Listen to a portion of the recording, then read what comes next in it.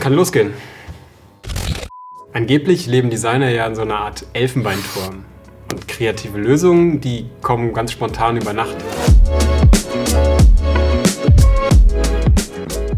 Hallo, ich bin Gunther, ich bin Design Lead und wir helfen Kunden in unserem Team, Produkte und Dienstleistungen besser und sinnvoller zu machen.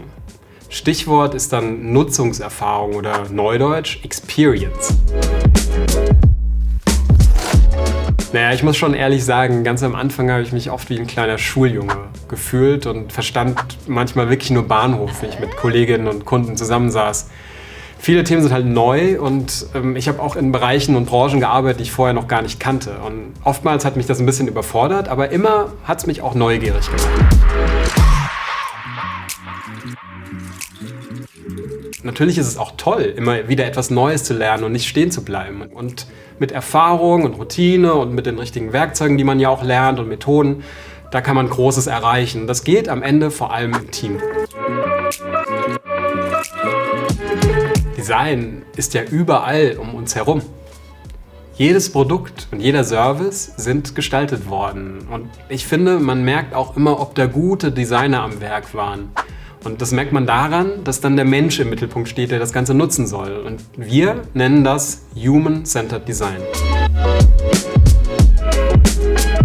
Zum Beginn von einem Projekt, da geht es immer eigentlich darum, dass man versteht, was die Probleme und die Motivationen der Menschen sind, die das Ganze dann am Ende auch nutzen sollen, was man gestaltet. Am Ende müssen wir aber eine Lösung finden und die im Detail darstellen, also zum Beispiel wie eine App oder ein 3D-Design aussieht. Und was wir dann brauchen im Team, sind eben nicht nur Designer, die sich um das Aussehen kümmern, sondern auch Konzepter oder Leute, die Recherche machen. Und wir arbeiten auch mit Entwicklern zum Beispiel zusammen. Und irgendjemand muss auch die Fäden am Ende zusammenhalten und einen Überblick behalten und diese Rolle habe dann meistens ich. Das nötige Talent und ein Grundset an Skills sollte man natürlich schon mitbringen. Aber am Ende kann man alle harten Skills auch lernen. Viel wichtiger für mich sind die Soft Skills, also wie ist jemand als Mensch und auch als Teamplayer. Und mich interessiert vor allem auch die Motivation der Bewerberinnen und Bewerber. Wieso wollen sie genau in diesem Bereich arbeiten und was heißt Design für sie?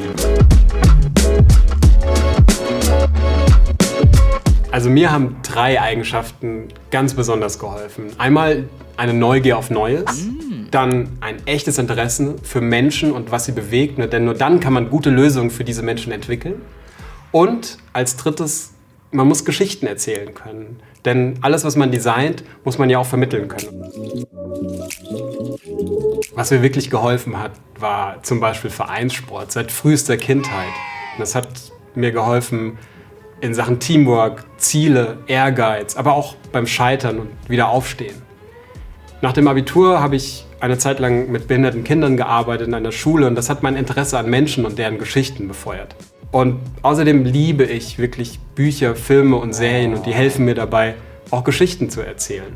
Aber ich selber habe jetzt eigentlich genug geredet, oder? Ja, glaube auch. Also, tschüss!